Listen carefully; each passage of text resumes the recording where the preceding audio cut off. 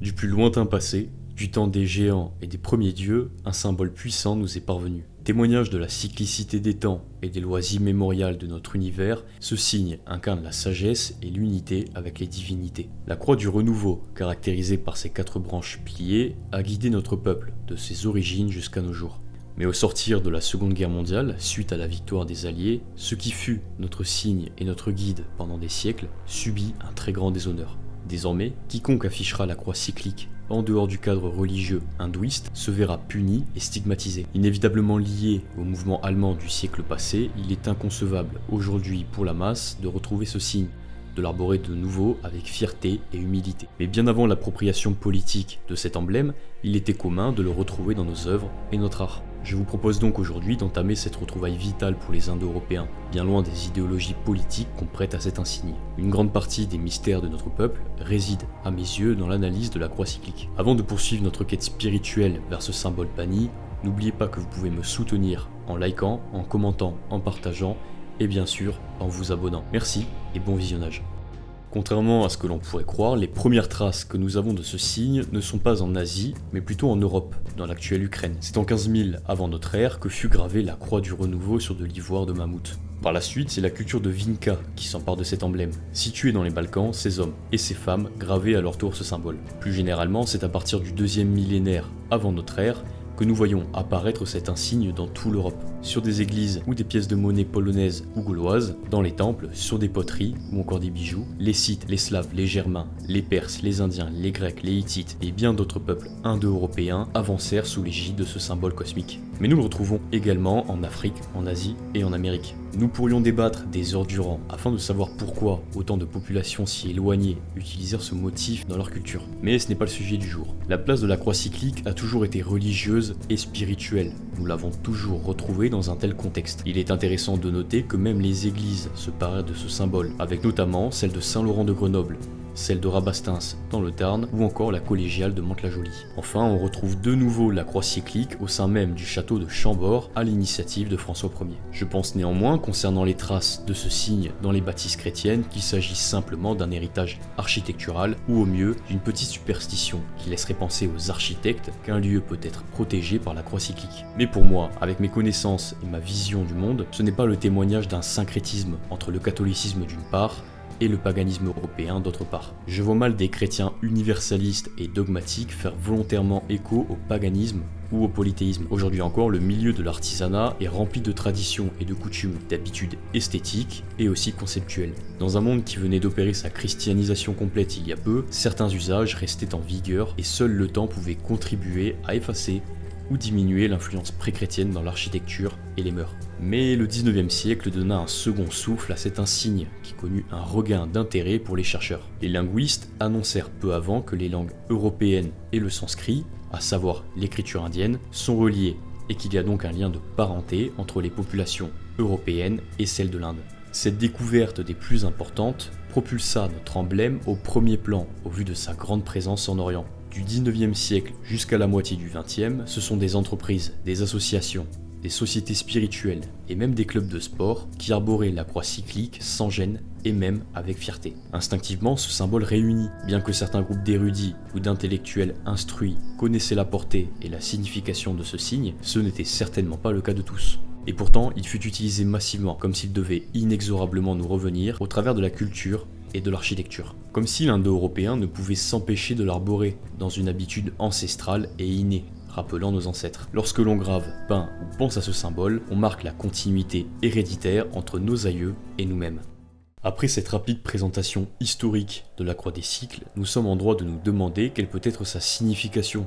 Et que représente-t-elle? Nous avons droit à tout un tas de théories aussi intéressantes les unes que les autres, et il semble que cet emblème soit bien plus complexe qu'on ne pourrait le penser. Certains l'associent à une représentation stylisée d'un char tiré par 3 chevaux, puisque ce moyen de locomotion était l'apanage des Indo-Européens, et que cet avantage leur a permis de conquérir de nouveaux territoires, il est possible que nos ancêtres finirent par y voir un instrument divin légué par des puissances supérieures. Personnellement, je ne suis pas partisan de cette théorie qui simplifie trop et rationalise trop l'utilisation de ce signe universel placé sur les instruments religieux les plus importants.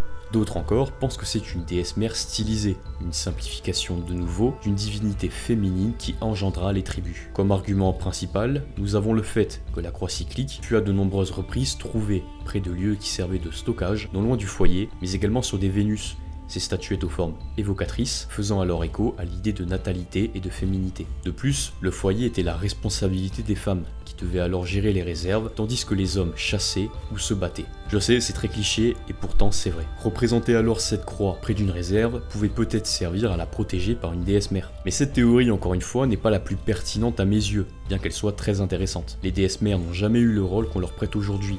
Rares sont celles qui étaient effectivement vénérées pour leur aspect reproductif dans le cadre de la fertilité, en tout cas originellement. La femme représentait avant tout la force tellurique et permettait ainsi l'existence de l'axe entre la terre et le ciel, là où le père de tout réside. Il faut, pour le comprendre, regarder la foudre. Descendant du ciel, elle ne pourrait se manifester sans l'aspect tellurique, sans ce support qui l'attire irrémédiablement. La femme n'était donc pas liée à l'origine à une question de fertilité, mais plutôt à une polarité entre ciel et terre, permettant ainsi l'existence de l'Axis Mundi indo-européen qui représente le mariage entre la terre et le ciel. On entre maintenant dans la catégorie des théories qui me semblent les plus pertinentes et en accord avec la représentation indo-européenne du ou des mondes. Selon certains, en effet, notre emblème serait une représentation d'un astre, parfois le soleil, qui se mouvrait dans le ciel. Décrivant des arcs de cercle au-dessus de notre tête, son parcours serait symboliquement marqué par le fait que la croix possède des segments à ses extrémités dans une certaine orientation, rappelant le chemin est-ouest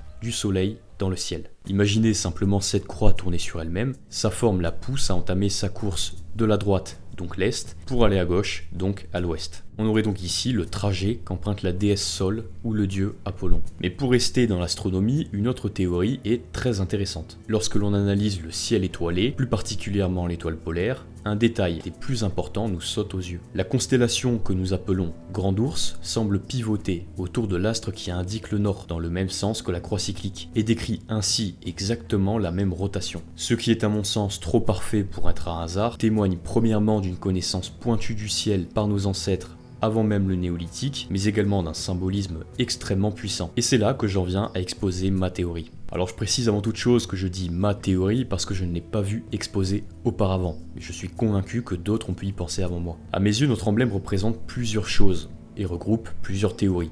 Comme je l'ai dit précédemment, son utilisation fut si importante et si massive qu'il ne peut s'agir que d'un simple char ou d'une déesse primitive de la fertilité. La portée de ce signe, je pense, va même au-delà des dieux, et incarne une loi à laquelle tout l'univers est soumis. Ce signe nous apprend une chose, tout est cyclique. En automne par exemple, les arbres perdent leurs feuilles, végètent et semblent morts. Certains oiseaux migrent et désertent l'Europe. Certains animaux hibernent et pourraient d'un point de vue biologique frôler la mort. Le soleil est de moins en moins présent, complètement absent même, à certains endroits du monde. Mais au printemps, l'arbre retrouve ses forces, les oiseaux migrateurs rentrent chez eux, l'ours reprend son activité et chasse. Le soleil, lui, fait son grand retour et s'impose face à l'obscurité. Il en va de même pour l'homme, qui ralentit ses activités en automne pour les diminuer drastiquement en hiver et les intensifier au retour du printemps lorsque l'œuf d'Ostara est prêt à éclore. Or, les dieux aussi se plient à cette loi de mort et de renaissance, et le Ragnarok scandinave le montre parfaitement. Tué par son frère Od, le dieu solaire Balder n'a d'autre choix que de patienter au Helheim, le monde des morts, jusqu'au nouvel âge d'or pour faire son grand retour parmi les dieux. Lugh, dieu cède de la lumière et des arts, est porté sur le bûcher funéraire lors de Lughnasadh, la fête des moissons. Cernunnos meurt aussi lors de la période sombre qui succède au 1er novembre. Étant le dieu de la faune et de la flore, des cycles naturels et de la fertilité, il s'éteint temporairement et symboliquement pour laisser place à la mort de la nature qui permettra cependant un renouveau. C'est pour cette raison que j'appelle ce symbole la croix cyclique, parce qu'elle marque, à mon avis, cette loi universelle d'éternel retour. Mais un autre lien se fait tout aussi naturel. Songez à Taranis, dieu gaulois de la foudre et de la guerre. Un peu partout en Gaule, des colonnes ont été érigées pour ce dieu, le mettant en scène en train d'écraser un monstre à l'aide de sa monture. Lorsque l'on sait que Taranis était vénéré pour son rôle dans la protection et le maintien de l'harmonie cosmique, le symbolisme est évident. C'est lui qui terrasse le chaos et impose l'ordre. Mais la particularité de ce dieu est qu'il est souvent représenté avec une roue, emblème justement du bon déroulement des cycles. Et cette roue se retrouve dans de nombreux insignes indo-européens, à l'image du symbole de Svarog, de la roue solaire et par extension de la croix celtique. Mais l'aspect circulaire se retrouve également dans le triskel, signe qui incarne l'âme celte aujourd'hui. Et d'un point de vue runique, la croix cyclique se retrouve par la combinaison de deux runes très importantes dans le monde germanique. La première d'entre elles est la rune Hiera, la 12e dans l'ancien Futhark, l'alphabet magique scandinave. C'est celle, justement, du mouvement constant, puissant et rapide. C'est la rune du changement perpétuel et de l'évolution infinie. Par son aspect, elle représente aussi une union entre deux formes. Mais ce mouvement, si on ne veut pas qu'il soit uniquement destructeur, doit être ancré, tourné autour d'un point, ou plutôt d'un axe. C'est la raison pour laquelle ce signe s'emboîte parfaitement avec celui qui suit, la 13e rune, nommée Evaz, celle de l'arbre-monde Yggdrasil. Sa position dans l'alphabet runique n'est pas anodine, puisqu'elle se situe au centre comme Yggdrasil est au milieu de l'univers. C'est donc en quelque sorte la rune vertébrale sans laquelle toutes les autres se disloqueraient. Le mouvement de Hiera est donc canalisé par la rune d'Yggdrasil. Et l'union que représente la 12e rune, et donc la première évoquée, se retrouve aussi dans la suivante. Parce qu'en effet, l'arbre-monde Yggdrasil est le lien entre le ciel et la terre. C'est lui qui relie le royaume céleste des dieux, Asgard, à celui des ombres, le Helheim. Ainsi, Hiera et Evaz sont intimement connectés, et l'union des deux rappelle notre croix cyclique, qui se meut autour d'un axe central, l'étoile polaire. Cet astre qui indique le nord nous renvoie inévitablement au point central de la spiritualité indo-européenne, ce point cardinal que tous nos ancêtres ont associé au royaume des dieux, ce nord perdu qui nous renvoie à nos origines, à l'embryon de notre peuple. Au vu de ces éléments, on comprend quelle importance il y avait pour nos ancêtres de représenter ce signe aussi souvent. La croix cyclique marque la sagesse de notre peuple, qui sut comprendre cette loi universelle de dépérissement et de renaissance au travers d'une révolution infinie. Et cela se retrouve à toutes les échelles, les civilisations naissantes et mourantes, les cycles saisonniers, les générations qui laissent place aux nouvelles, ou l'âme qui quitte un corps pour s'incarner dans un autre. Il est également important de noter que l'état qui suit l'incarnation n'est jamais le même que le précédent. Nous ne revenons évidemment pas sous la même forme. Sinon, ce serait là une preuve de l'absence de mouvement et d'évolution, une stagnation qui, aux yeux de nos ancêtres, constituait le pire des châtiments. Cette idée se retrouve pleinement dans le Helheim, qui est caractérisé par l'absence totale de mouvement, de changement et d'imprévu. Renouer avec notre signe signifierait renouer avec cette loi sacrée. Épouser cette forme, c'est reprendre conscience que le destin de l'univers dépasse de loin les préoccupations égocentriques et futiles de l'esprit bas, que le monde dans lequel nous vivons est plus subtil que ce que la masse véreuse de bourgeois et de technocrates voudrait bien nous faire croire. Nous avons des siècles durant utilisé la croix cyclique comme emblème de notre unité indo-européenne, comme marqueur de notre philosophie et de nos croyances. Nous avons avancé sous son égide, nos ancêtres sont nés, ont vécu et sont morts avec. Et aujourd'hui, par l'association avec une période de 12 années, donc de 1933 à 1945, nous n'aurions plus le droit de l'arborer, parce qu'une organisation politique l'a utilisé dans ces guerres, nous en serions privés. Pourquoi ne pas faire le même procès à l'étoile et le croissant musulman suite aux attaques terroristes sur notre territoire? Pourquoi ne pas bannir l'étoile de David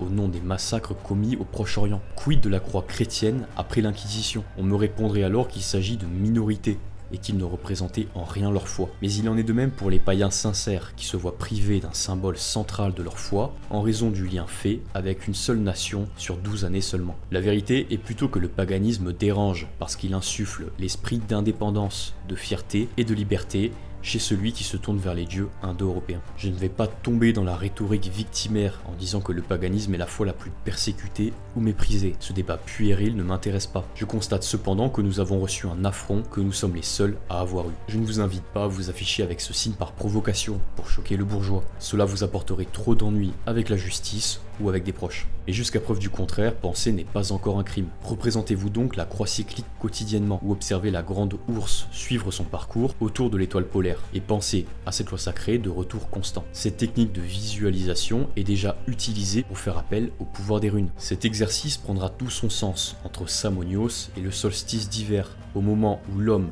doit sonder le fond de son être, mourir symboliquement comme la rune Hiera le conseille, en gardant à l'esprit que ce dépérissement se fait au sein même de l'Axis Mundi, autrement appelé Yggdrasil ou Irminsul. Cet abandon d'une partie de son être n'est pas vital, elle dépasse le cadre de l'incarnation terrestre. C'est ainsi que notre évolution à nous, païens, se fait. La naissance, la mort et la renaissance. Naissez, mourez et renaissez. Comme l'a écrit le grand barde Taliesin, j'étais de multiples aspects avant de prendre ma forme définitive. C'est à nous, maintenant, de prendre notre forme définitive.